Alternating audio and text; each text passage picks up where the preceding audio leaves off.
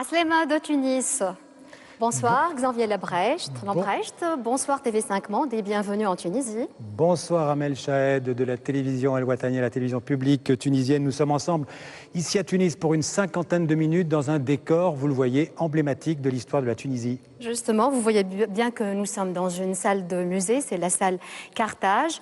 Et le musée du Bardo est l'un des monuments illustres non seulement de la Tunisie, non seulement de l'Afrique, mais du patrimoine de l'humanité. Et c'est là, Xavier, que nous allons recevoir nos invités et nous allons commencer par le premier plateau. Voilà, la Tunisie a un grand passé, mais c'est aussi un pays d'avenir. Nous allons en parler avec nos invités autour de 3 thématiques.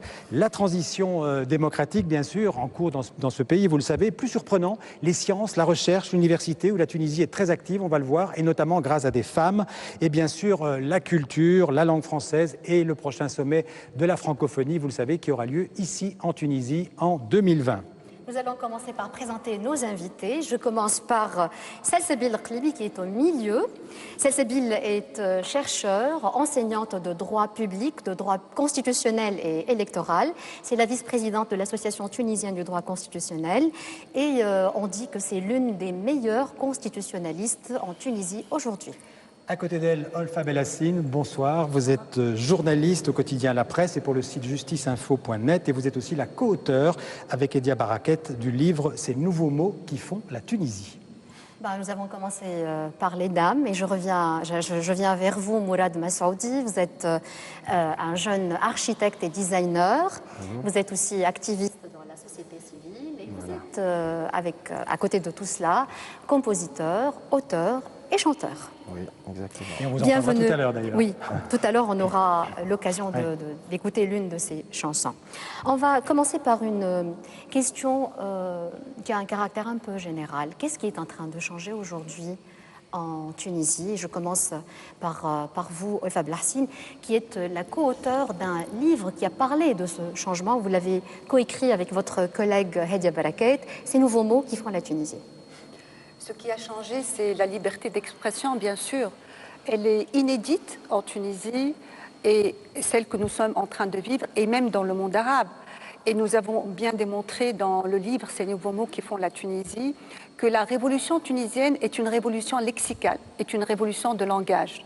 Nous avons traité une soixantaine de mots, 60 et quelques mots, mais notre corpus du départ était beaucoup plus important.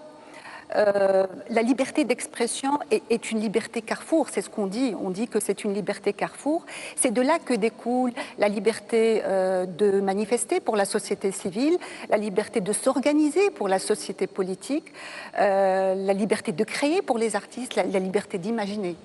D'accord, Salsabil.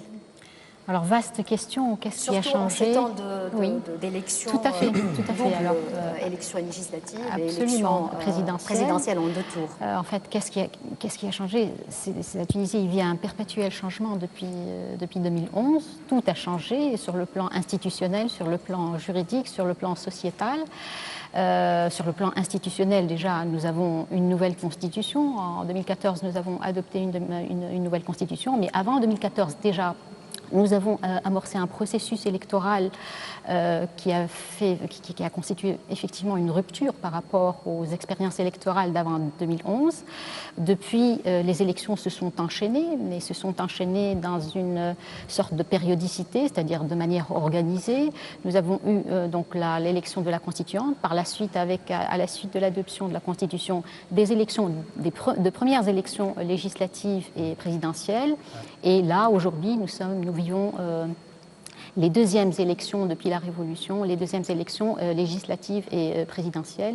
Donc voilà. Une question pour les 3. On a un peu l'impression qu'au début de la Révolution tunisienne en 2011, le clivage c'était entre les laïcs, la laïcité et les islamistes. Est-ce que vous pensez que ce clivage-là n'est pas dépassé aujourd'hui? Olfa Bellassine. Non, il n'est pas du tout dépassé. Il a été très présent pendant la campagne présidentielle et il s'est exprimé, il s'est manifesté pendant les débats télévisés entre les divers candidats. Est-ce qu'on n'est pas plus aujourd'hui dans un clivage entre la Tunisie du haut et la Tunisie du bas? C'est-à-dire un clivage d'ordre plutôt social et économique. Tous ces clivages sont présents dans la société tunisienne. Ce sont peut-être les 2 plus importants clivages. Il y a aussi le clivage entre la Tunisie du littoral et la Tunisie de l'intérieur, d'où est partie la révolution avec toutes ses revendications. Les revendications des régions intérieures continuent comme des secousses d'un tremblement de terre et on le voit à travers les mouvements sociaux, à travers les sit-ins, à travers les manifestations qui n'arrêtent pas de jalonner la vie politique de la Tunisie. D'accord. Mourad peut-être aussi, oui, avant de revenir à Salsabine. D'accord. Donc moi je dirais à la place je dirais qu'il y a des changements et aussi des découvertes. Oui. Moi je dirais ce qu'on a découvert depuis la révolution de 2011. On a découvert une jeunesse pleine de potentiel, ce qu'on ne savait pas avant 2011 parce qu'on n'avait pas autant de liberté de s'exprimer et tout. Donc on a découvert une jeunesse avec plein de potentiel sur plusieurs secteurs. Et surtout, en ce qui me concerne, le secteur artistique aussi, son implication réelle envers son pays, la Tunisie, son implication aussi dans la vie politique tunisienne, la chose qu'on ne touchait pas avant la Révolution. Donc moi je trouve que la liberté d'expression a permis aux Tunisiens d'exploiter la jeunesse. C'est la vraie richesse de la Tunisie en fait. Donc on aimerait bien que politiquement parlant, on leur donne beaucoup plus d'espace, on les implique un peu plus, parce que vraiment, le jeune Tunisien a beaucoup de talent et a beaucoup de données à donner à ce pays. Est-ce que vous diriez que les jeunes Tunisiens sont toujours impliqués durant toutes ces 8 ou 9 années? Par exemple, cette année, dans le processus électoral, on dit qu'il y a une sorte de protestation, une sorte de démission, une sorte de punition des jeunes qui ne vont pas vers les urnes, qui ne veulent pas exprimer leur voix. Il faut rappeler qu'il y a la moitié des Tunisiens qui ont voté. Hein. 47%. 47%. Nous avons eu 47% des électeurs. Il faut dire que ne pas aller vers les urnes pour le jeune Tunisien, ce n'est pas de la nonchalance, c'est en fait une façon d'exprimer son mécontentement envers la classe politique actuelle. Oui. Donc pour lui, même si parfois c'est pas toujours la bonne façon de le faire, mais pour lui, c'est ne pas aller vers les urnes, c'est une punition quelque part.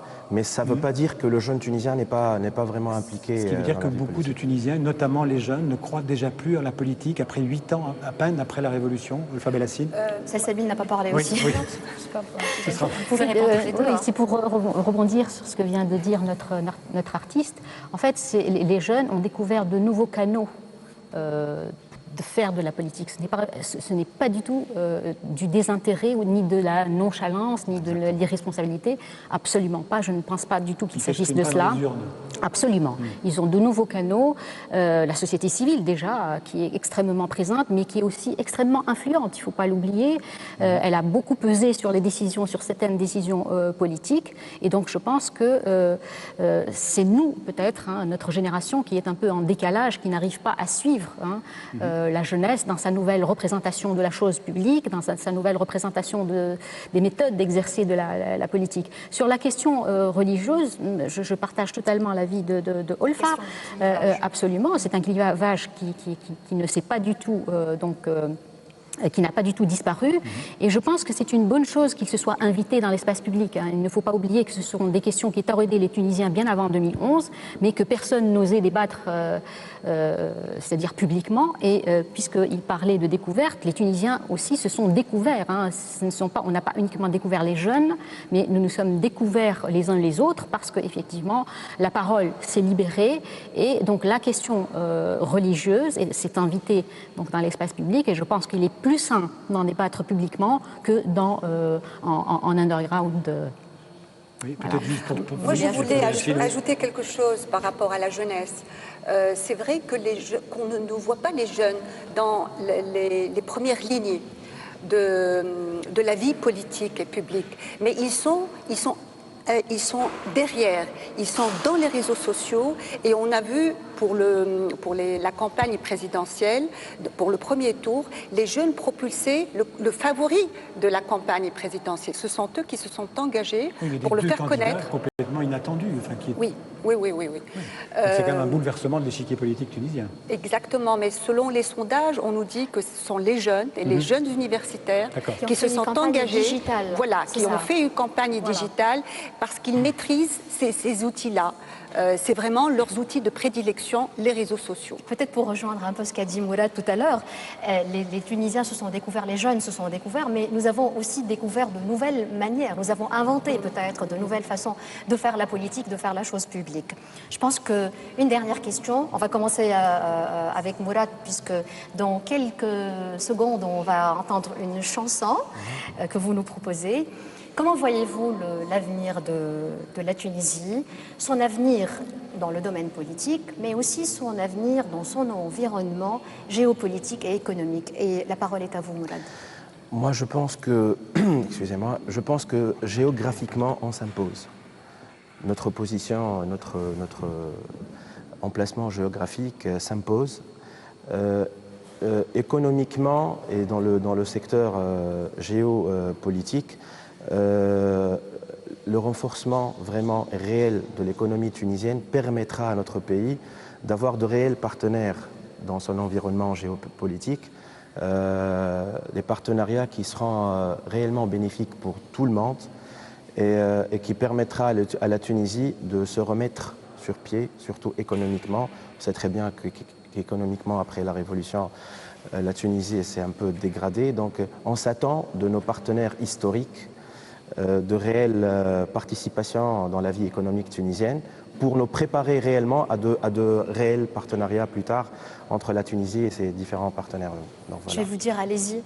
Pas Allez-y. allez-y, mais allez-y à votre micro et à votre compagnon. Okay. Et on va écouter la réponse de Salsabil Rklibi, je rappelle que c'est une constitutionnaliste, et de Olfa Blahsine, journaliste de la presse. L'avenir de la Tunisie, comment vous le voyez toutes les deux? C'est bien de le voir à travers le regard ou les yeux de deux femmes. Oui, c'est un avenir où les femmes auront certainement une place déterminante, je pense. Elles occupent déjà une place déterminante. C'est un avenir qui est laborieux, il va falloir beaucoup travailler, pas uniquement travailler dans le sens de la production de la richesse, c'est-à-dire dans le sens économique, mais aussi beaucoup travailler pour la construction du commun entre nous, Tunisiens. Ça, c'est quelque chose qui fait un petit peu défaut et sur lequel on n'a pas beaucoup travaillé. Donc, il faudra beaucoup travailler dans l'avenir sur cela, retisser les liens entre les Tunisiens tout en gardant la diversité qui fait la richesse de la Tunisie. Beaucoup travailler aussi pour imposer la Tunisie dans son environnement régional. Et ça va être un peu difficile parce que l'environnement régional est plutôt fébrile.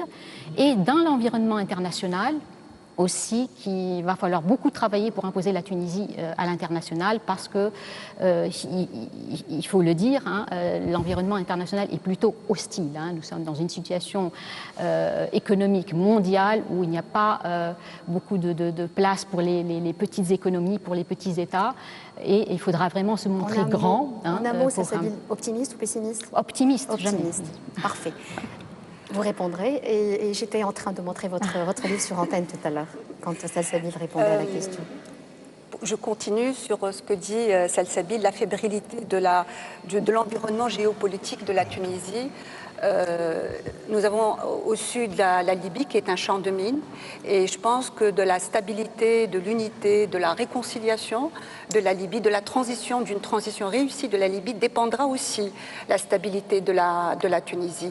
La reconstitution économique de la Libye va profiter aussi à la Tunisie. On sait que les deux économies ont toujours été très très liées. J'ai beaucoup d'espoir par rapport à l'avenir politique de la Tunisie. Ce qui me fait peur, c'est l'économique, parce que tous les indicateurs sont au rouge. Mais pour la politique, nous avons toujours su négocier, nous autres Tunisiens. Et nous sommes passés par des crises, par des zones de turbulence très importantes, notamment en 2013, notamment pendant les assassinats politiques. Et nous nous sommes sortis de ces crises par la négociation, par le dialogue et par le compromis. Merci Olfa Blahsine, merci Salsabil Rklibi. On donne la parole à Mourad. Oui, on donne la parole à Mourad et Vous et moi, on va aller vers l'autre On va se diriger vers l'autre plateau. studio, le plateau. Merci.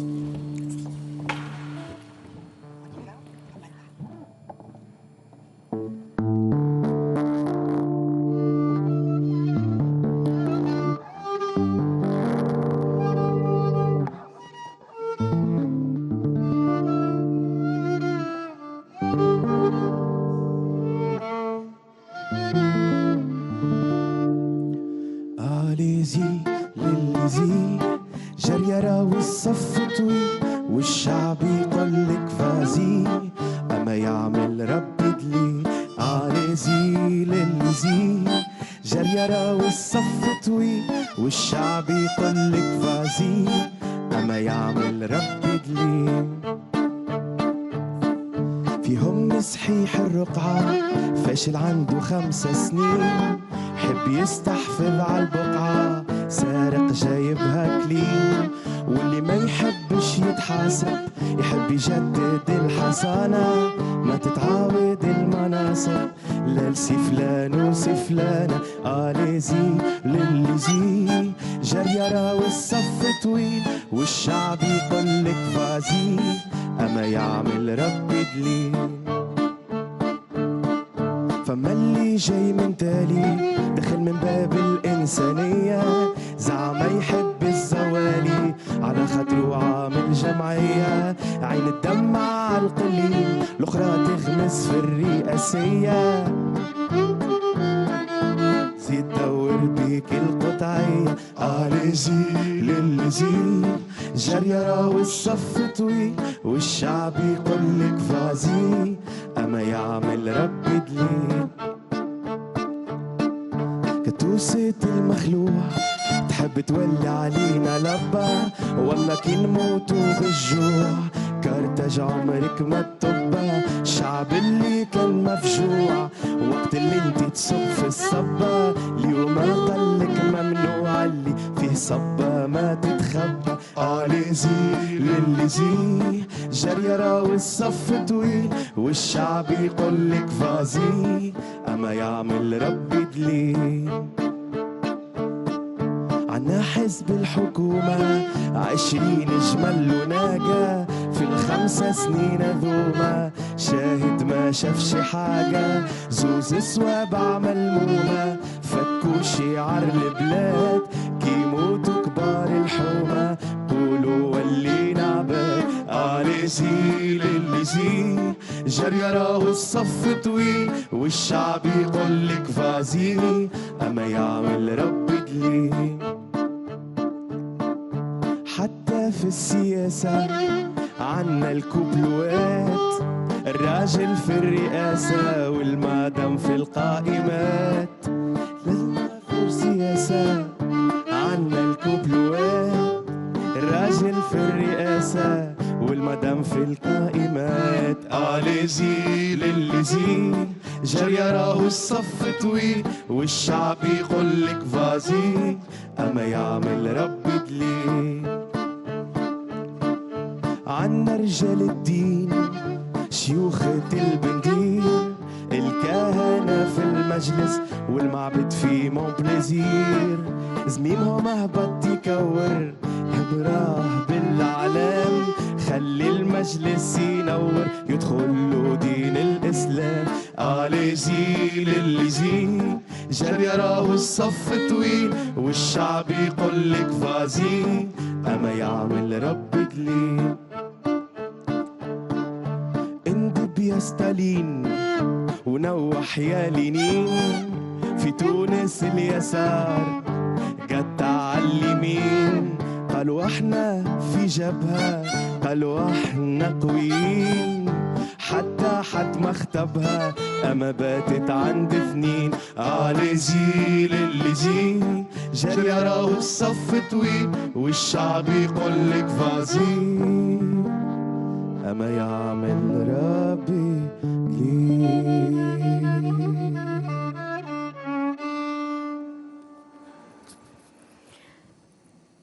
Voilà, Mourad nous sommes sur Messaoudi. notre Deuxième plateau, 2 invités pour ce deuxième plateau, 2 femmes. Et d'abord Leila Chaban, Vous êtes la doyenne de la faculté des sciences juridiques, politiques et sociales de Tunis, rien que ça.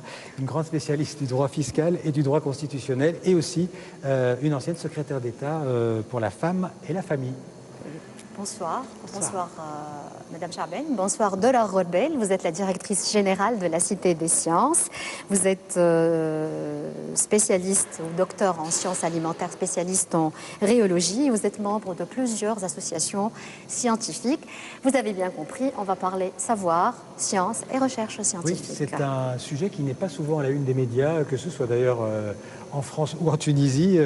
Dora Rodbel, je voudrais commencer par vous. Où en est la recherche scientifique en Tunisie? C'est un pays qui est à la pointe, j'ai lu, à la pointe, notamment par rapport aux autres pays du Maghreb. Comment est-ce qu'on peut l'expliquer? C'est vrai. En fait, depuis l'indépendance, donc depuis 1956, la Tunisie a misé sur l'éducation, sur l'enseignement supérieur, la recherche scientifique, la valorisation de la recherche et l'innovation. Nous comptons actuellement en Tunisie environ 23 000 enseignants-chercheurs dans le secteur public, avec 245 000 étudiants. Donc on a à peu près un enseignant pour 11 étudiants, ce qui est un très très bon rapport donc au score d'encadrement, donc un taux d'encadrement qui est très très intéressant. Et pour ces 23 000 enseignants-chercheurs, nous avons près de 530 laboratoires et centres de recherche. Donc ça veut dire que la Tunisie s'est bien équipée en matière de recherche scientifique, du moins dans le domaine des sciences. C'est vrai que c'est quelque chose qui n'est pas connu à l'étranger. C'est très important, oui. Et puis la Tunisie aussi est partenaire associé dans les projets européens Horizon 2020.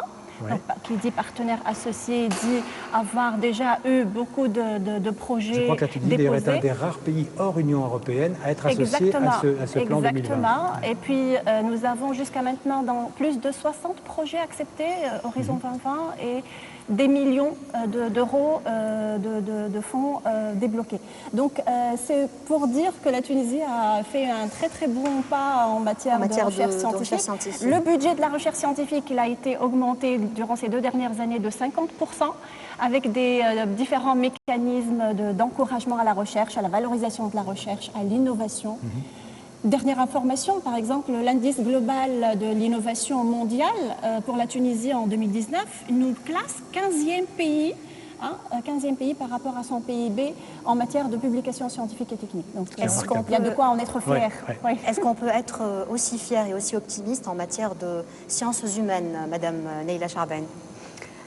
En matière de sciences humaines, le bilan est peut-être un peu plus mitigé parce que les sciences humaines ont du mal à rayonner au-delà de la Tunisie pour certains secteurs de recherche. Et donc, il est difficile de mobiliser, surtout que les sciences humaines ne sont pas aussi bien considérées que les sciences exactes. Les sciences exactes. Quand vous avez un enfant et qu'il arrive à l'âge de choisir, les meilleurs vont dans les branches scientifiques et les moins bons vont dans les sciences sociales. Ce n'est pas toujours le cas, mais bon. Oui, ça c'est l'exception. Mais moi je parle d'une manière générale.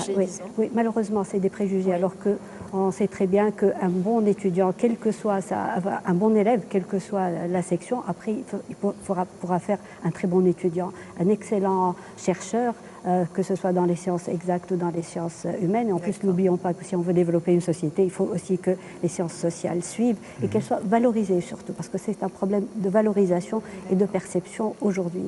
Dans ces matières, à l'université, il y a plus d'étudiants garçons ou filles? Alors, le nombre de je pourrais vous étonner, mais même dans les filières dites sciences exactes, il y a beaucoup de filles. Pourquoi? Parce qu'en Tunisie, on oriente en fonction de la moyenne au bac. Or, la moyenne au baccalauréat, le pourcentage que l'étudiant soit un garçon ou une fille. Voilà. En fait, Tunisie, si vous permettez, elle est 2e mondiale dans le nombre de filles, ou le pourcentage de filles par rapport aux garçons dans les matières scientifiques. 58% des ressortissantes de l'enseignement supérieur scientifique sont des filles. On peut le dire en matière de sciences comme ailleurs, les femmes sont l'avenir de la Tunisie. L'avenir du monde, n'est-ce pas? Mais aussi la Tunisie. L'avenir du monde. L'avenir du monde. Madame la doyenne, puisque nous parlons aussi francophonie, nous parlons préparatifs du sommet de 2020, j'aimerais bien avoir une idée sur disons, le partenariat de la faculté des sciences juridiques, politiques et sociales, dont vous êtes la doyenne et dont j'étais l'une des étudiantes, et c'est une fierté pour moi, son implication et son association au programme du sommet de 2020. Alors, la faculté compte organiser en 2020 le concours francophone de droit international, le concours du réseau francophone de droit international, le concours Charles Rousseau, qui regroupe des équipes d'une trentaine de pays francophones. Et nous allons l'organiser en collaboration avec la Fondation Ramsed, l'Instance nationale de lutte contre la corruption, car le thème portera sur la restitution des biens culturels. Et nous sommes au musée du Bardo, donc vraiment la liaison est là. Alors, Dora Gorbel, on le disait tout à l'heure, vous êtes la directrice de la Cité des Sciences de Tunis, qui est une très belle institution. On va faire ensemble une visite guidée de votre institution, de la Cité des Sciences. On la regarde, on regarde.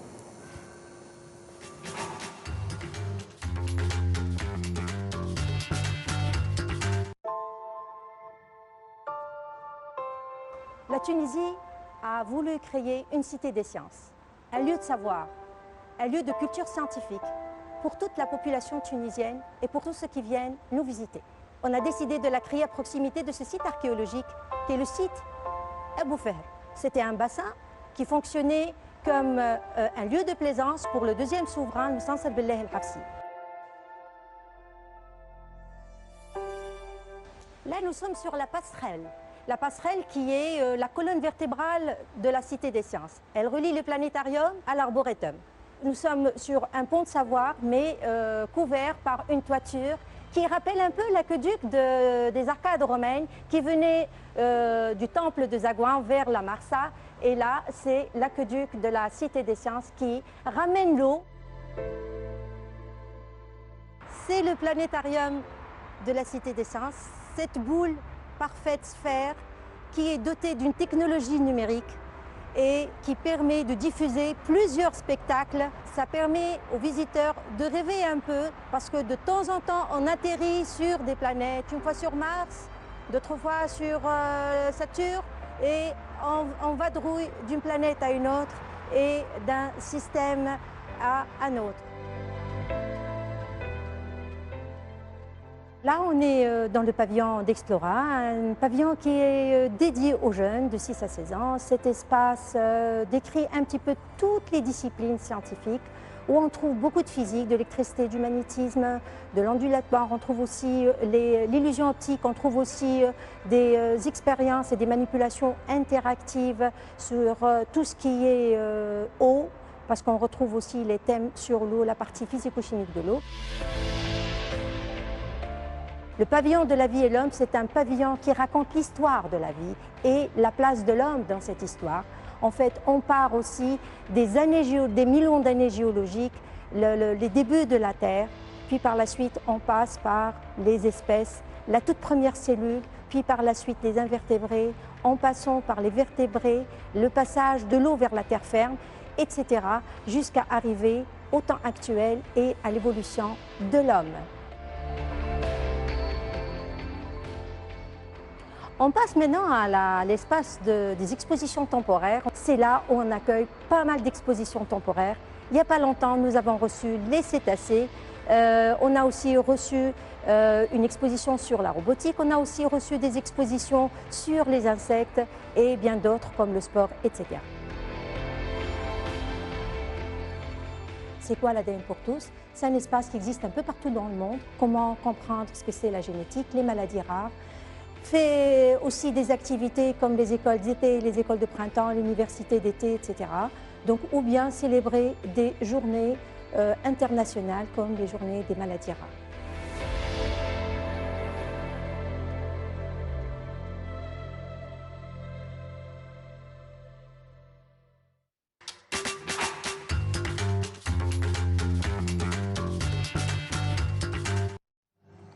Voilà, c'était un portrait de la Cité des Sciences, Xavier. Oui, alors donc on l'a bien compris, la Cité des Sciences, c'est l'éducation et la transmission. Hein, mais je voulais, pour terminer ce plateau avec vous, vous êtes deux femmes qui ont des positions dans la société assez exceptionnelles. Est-ce que c'est un peu le plafond de verre pour les femmes dans la société tunisienne, ou au contraire, vous sentez que des femmes peuvent occuper aujourd'hui des postes à responsabilité qu'elles n'avaient pas avant et qu'il y a encore de la marge?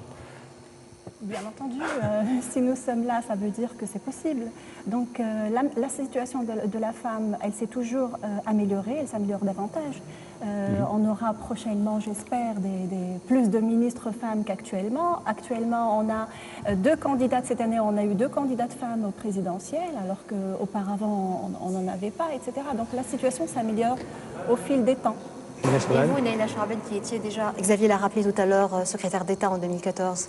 Écoutez, si la démographie est une science exacte, les femmes devraient occuper beaucoup plus de postes. Absolument, parce que je le vois à l'université, comme il y a de plus en plus de professeurs, donc automatiquement, elles occupent les postes de responsabilité. Au sein de l'administration aussi, il y a des administrations où la majorité des corps intermédiaires, c'est des femmes, donc elles vont occuper leur place.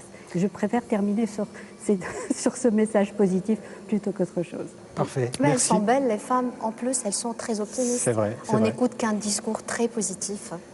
Très bien. On va souhaiter aussi bonne chance à la Cité des Sciences, bonne chance à la Faculté des Sciences Juridiques, bonne chance à la Tunisie aussi, et à tous les étudiants et les étudiantes qui sont dans les écoles et dans les universités. On va rejoindre notre troisième et dernier plateau. Merci mesdames. Merci. Notre troisième et dernier plateau dans cette piste de la francophonie qu'on diffuse directement de Tunis. Pour parler donc du culture. Musée du Bardo, je rappelle. Pour parler culture, langue française et francophonie. Francophonie et culture, et d'abord donc avec Ralia Benali. Bonjour. Bonjour. Ravi de vous accueillir. Vous êtes en 3 mots chanteuse, danseuse et actrice. Vous explorez toutes les musiques. J'ai envie de dire que vous êtes un trait d'union entre les cultures et déjà par vos origines, puisque vous êtes belgo-tunisienne ou tuniso-belge, je ne sais pas comment on dit. Merci d'être là. Bonsoir Nasser Khmir, qui est auteur, cinéaste, homme de théâtre, sculpteur, calligraphe, conteur, acteur et quoi encore. Vous avez écrit une douzaine de livres à peu près, un dernier qui va sortir dans une quinzaine, donc le 15e sortira dans quelques semaines, je crois. Et vous êtes l'auteur et le réalisateur d'une multitude, d'une infinité de films, dont je ne citerai que Les Baliseurs du désert, Le Collier perdu de la colombe, Baba Aziz, le prince qui contemplait son âme. Je ne vais pas citer d'autres films. Je me contenterai de cela. Entre vous deux, Ferid Memich, bonsoir. Bonsoir. Alors Ferid Memich, là aussi c'est difficile de résumer votre vie en quelques mots. Vous avez fait Sciences Po, vous avez fait des études de philosophie, vous avez même été enseignant, vous avez toujours été un militant de la démocratie. Vous avez aussi été dans une autre vie encore producteur et comédien. Et aujourd'hui vous êtes représentant de la présidence tunisienne pour la francophonie. Alors Ahmed, auprès de l'OIF, oui, justement. Auprès de l'organisation de la francophonie, oui. Voilà.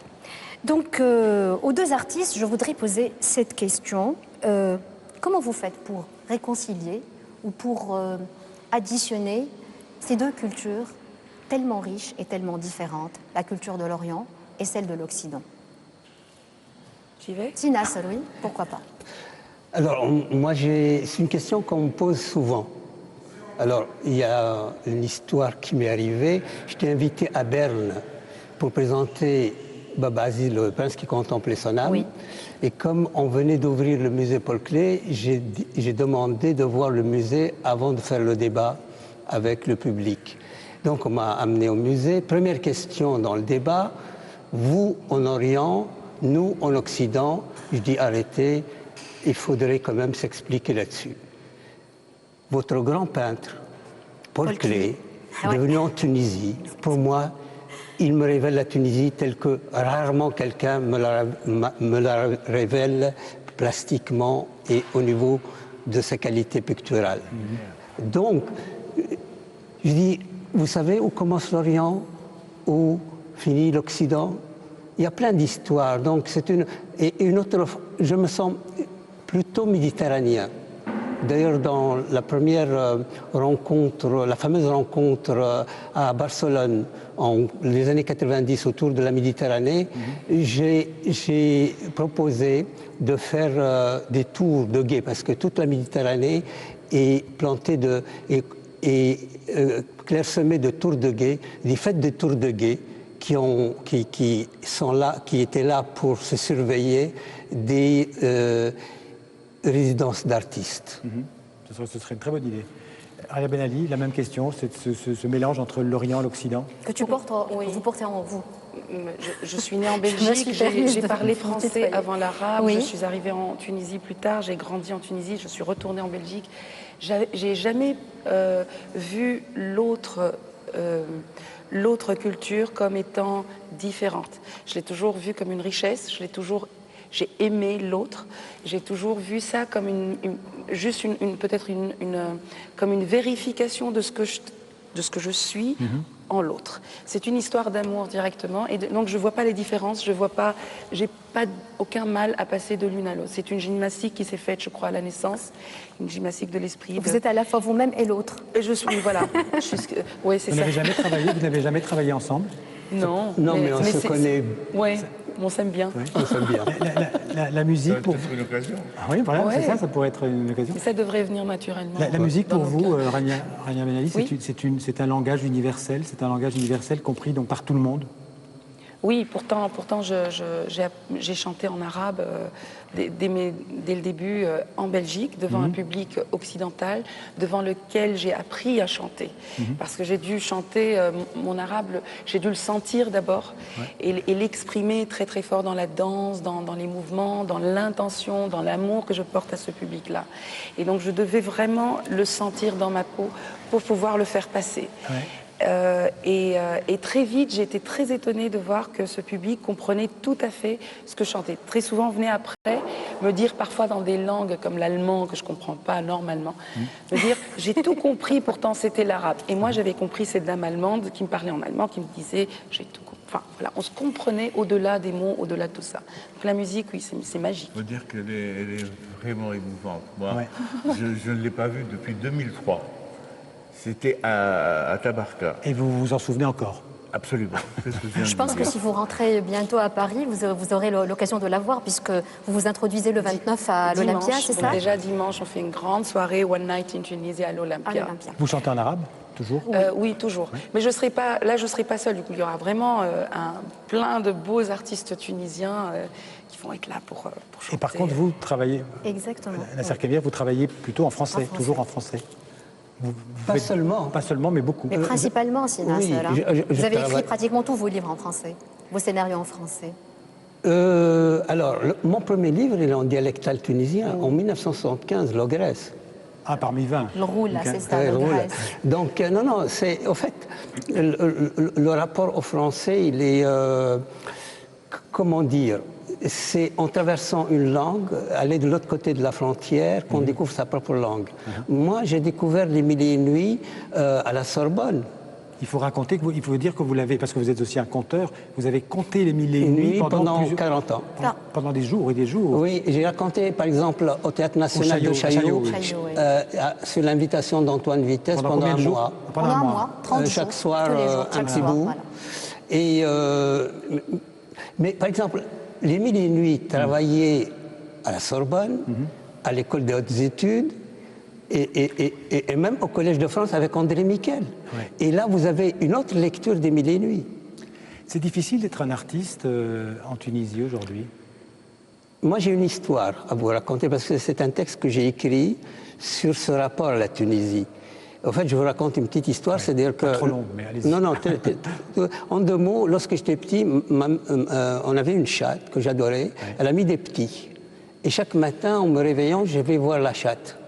Et puis un matin, ils étaient dans un carton, et un matin, je vais voir les chatons, il n'y avait plus de chatons. Il n'y avait plus de chatons. Et je demandais à ma mère, mais qu'est-ce que vous avez fait? Où sont partis les chatons? Et ma mère m'a dit, la chatte a mangé ses petits. Et souvent, j'ai le sentiment que ce pays mange ses enfants. Quelle image! J'ai l'impression qu'après la Révolution, tout le monde chante, tout le monde danse, beaucoup plus. En tout cas, beaucoup moins, c'est beaucoup plus divers. Il y a une vraie recherche de s'ouvrir plus. On accepte on a l'impression qu'il faut une voix presque pour chaque spectateur. J'ai cette impression-là, qu'on a envie de diversité, on a envie de rencontrer l'autre, on a envie aussi de venir, que la musique tunisienne s'ouvre au monde beaucoup plus. J'ai l'impression, d'après là, oui, il y a beaucoup de jeunes, beaucoup d'essais, beaucoup de... C'est un peu la soupe, c'est un peu... Il y a une effervescence culturelle. Il y a une effervescence, et puis il y a de très belles choses aussi qui passent. Et en tout cas, il y a un très beau potentiel à venir. D'accord.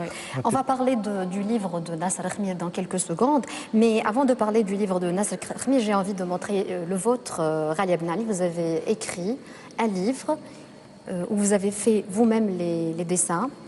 C'est à partir des dessins que j'ai fait. Romeo and Layla. Oui. Et je pense que vous racontez un tout petit peu cette histoire de rencontre entre l'autre et moi, entre l'Orient et l'Occident, entre leur culture et votre culture, n'est-ce pas? C'est un livre que j'ai écrit en français d'abord, et puis après traduit dans les autres langues.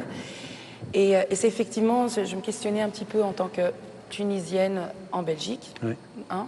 Mais après, je me suis rappelé aussi qu'il y avait des grandes différences en Tunisie même entre le nord et le sud, que les gens ne se mariaient pas en dehors de la ville. On a appris tout à l'heure entre la côte et l'intérieur. Tout à fait. Ouais. Et donc l'inspiration vient de très très loin déjà. Ah, je propose qu'on regarde peut-être les extraits. On va voir les deux extraits justement des films de Nasser Khmir parce qu'ils vont nous renvoyer à son nouveau livre dont on va parler tout à l'heure.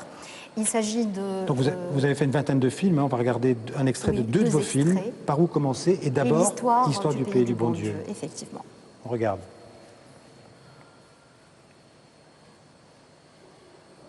Il est beau en plus, le livre. Très joli. Le vôtre aussi. On va voir des photos.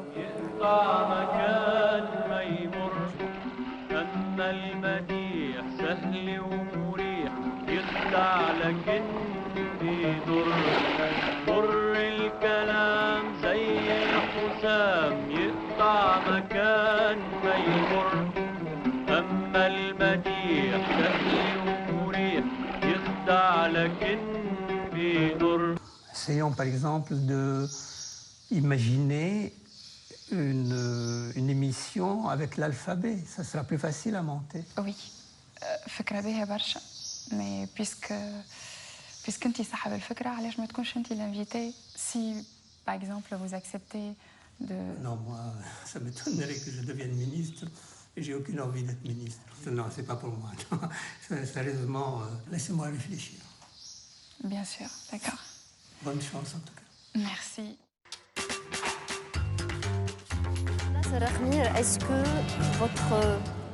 Nasser Khmir, est-ce que votre nouveau livre qui sortira dans quelques jours, je crois, au mois d'octobre, et qui s'intitule Le livre des marches, Kitab al-Hawamish, est une reprise de ces deux films que vous avez réalisés. Le premier en 1975, l'histoire du pays du bon Dieu, et le deuxième, Par où commencer, en 2015, n'est-ce pas? Au fait, c'est deux volets d'un même projet qui est la Tunisie. Mes films sont dans l'imaginaire. Je suis un homme de fiction. Les deux films qui parlent de la Tunisie, c'est l'histoire du pays du bon Dieu directement, d'une façon métaphorique. Et comme la métaphore n'est pas passée au bout de 40 ans, j'ai fait un film plus direct, qui est Par où commencer. Et le livre, il associe les deux. Et en fait, c'est les deux volets donc d'un même projet. Et le livre, c'est une réaction à l'absence de réaction face au film. Lorsque le film a eu le prix du meilleur film tunisien en 2015, mais il n'a jamais été projeté dans aucune salle. Et en réaction, j'ai écrit le livre pour remettre en chantier cette problématique de l'utopie d'un pays. Nous devons créer ce pays. Nous devons l'inventer. Merci Nasser. On va passer à Ferit Memich parce que le temps passe très très vite. Je rappelle que vous êtes le représentant de la présidence tunisienne à l'OIF. C'est donc la Tunisie qui va accueillir le prochain sommet de la francophonie. Je crois que ce sera en octobre 2020. Qu'est-ce que ça représente pour la Tunisie d'accueillir le sommet de la francophonie et d'être un pays francophone? Écoutez, tout ça, c'est une longue histoire. Ça rentre un peu aussi dans l'identité.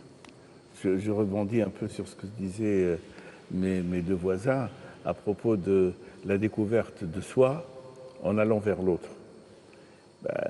C'est ça aussi.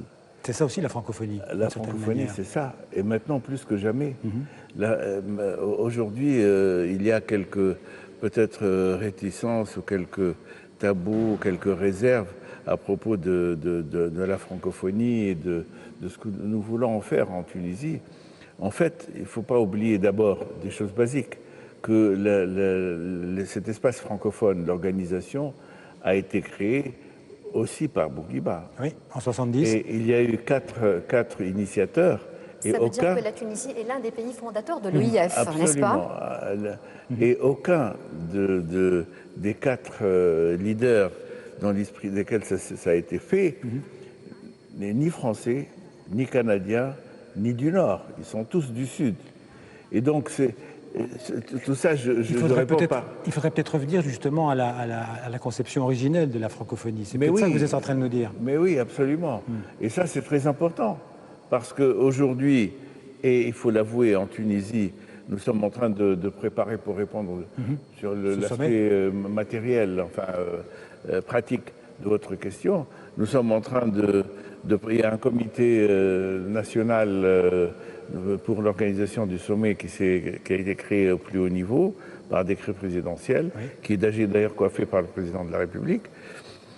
Et donc, avec des commissions qui sont en train de travailler chacune dans son domaine pour la culture, la sécurité, le transport, juste en et ainsi 2 de suite. minutes, Sifed Memi, s'il vous plaît, quel est le rôle de la Tunisie dans le choix des programmes et des thématiques? Surtout, est-ce qu'on va poser les thématiques les plus brûlantes, telles que le visa qui est imposé aux habitants du sud de la rive méditerranéenne, les termes de la réciprocité, le traitement égalitaire entre tous les pays francophones? Quel est le rôle de la Tunisie dans le choix de ces thématiques dans les débats de 2020? Il ne faut pas qu'il y ait de malentendus, excusez-moi. Il ne faut pas qu'il y ait de malentendus. Les questions que vous soulevez sont parfaitement légitimes. Mais elles ne peuvent pas toucher la francophonie. L'objet de la francophonie, c'est autre chose. C'est de créer un espace. Elles sont légitimes, hein, il faut les poser. Mais ça ne peut pas faire l'objet de thèmes d'un sommet. Alors là, pour vous donner un petit scoop quand même, le thème du sommet, ce sera le numérique, qui est quand même un énorme sujet d'avenir, qui pose toutes les problématiques techniques, scientifiques, économiques, mais aussi politiques, parce que, si vous voulez, nous voyons l'usage qui est fait du numérique et des réseaux sociaux, qui est absolument néfaste, qui est contraire à toutes les idées de démocratie, de respect des droits de l'homme, des libertés individuelles et tout ça. Il faut que nous puissions, d'une manière collective, réfléchir à tout ça et essayer d'avoir... Et il faut que le sommet de la francophonie de Tunis constitue un apport réel de ce point de vue-là. Vous voyez, c'est... Donc, pour en revenir à notre conception de la francophonie en Tunisie... Il faut vous laisser là parce qu'on va rejoindre Lausanne. Oui, justement. Oui. Voilà, on va rejoindre Lausanne. Alors, Xavier, dans quelques minutes, ce sera la fin de notre plateau à Tunis et nous passerons le relais de la piste de la francophonie à Lausanne, en Suisse, où nous attendent Tania Schintil et Jonas Schneider. Bonsoir, bonsoir Lausanne, bonsoir Tania, bonsoir Jonas. Est-ce que tout est prêt à Lausanne? Est-ce que vous nous entendez?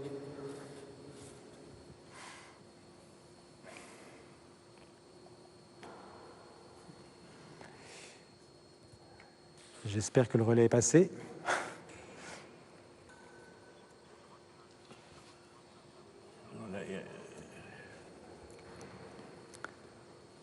Apparemment, il va falloir qu'on reprenne. Excusez-nous, ce sont les applications techniques. On fait le mot français, là? Le mot français ou... Oui. On est déjà en direct avec Lausanne, Xavier. Bonsoir, Lausanne. Bonsoir, Lausanne. Bonsoir, la Suisse. Dans quelques instants, ce sera le relais donc, en Suisse et on revient sur notre plateau à Tunis pour les dernières... Voilà, avant de nous séparer, je voulais vous demander à chacun d'entre vous un mot français ou une expression française qui a été adaptée, transformée par les Tunisiens. Une expression française qu'on entend qu'en Tunisie. Le marché. Le marché. Le marché. Ça veut dire? Le marché. Le marché. Le marché, aller faire ses courses. D'accord. Il y a quand même une tunisification historique d'un mot que tout le monde comprend, qui reste français, qui est français, mais qui a été tunisifié. C'est dégage. C'est un label authentiquement tunisien. Oui. c'est vrai. Sinas, est-ce que vous avez déjà travaillé sur ça? Vous aimez beaucoup l'expression, la parole et la langue? Oui, mais la langue dans la traduction.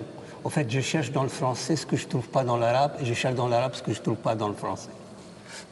Vous vous nourrissez des deux cultures. Et vous alors, Xavier, ça fait 2 jours que vous êtes en Tunisie. Ce n'est pas la première fois que vous visitez Tunis. Il y a un mot, moi, qui est tout à fait adapté à ce qui se passe maintenant, c'est de dire Beslema. Non, je pense que c'est un petit peu trop tôt. Oui, avant de dire Beslema, on va d'abord signaler la sortie du dictionnaire des francophones sous la direction de Bernard Sirkilini, que vous connaissez bien, qui va sortir. C'est un dictionnaire numérique passionnant. Et puis, il faut remercier tout le monde. Oui, moi j'ai envie de dire un grand merci à toutes les équipes de TV5 Monde, un peu partout dans le monde, dans 18 pays. Nous les saluons, mais aussi vivement un grand merci à toute l'équipe tunisienne, de la télévision tunisienne, de la Watanea, qui ont fait de grands efforts pour réaliser ce plateau. Avec nous sur la piste de la francophonie. Merci aussi à la direction du musée du Bardo et à tous les fonctionnaires du musée du Bardo qui nous ont beaucoup aidés, qui nous ont permis de vous transmettre cette belle image de la Tunisie. Merci à vous tous, merci aux invités. Oui, ajoutez, vous avez encore 30 secondes, on nous redonne 30 secondes. Je voudrais dire, c'est essentiel, je voudrais dire que l'usage du français n'exclut en rien, même si c'est une évidence, l'attachement à la langue nationale, à la culture nationale, aux valeurs nationales.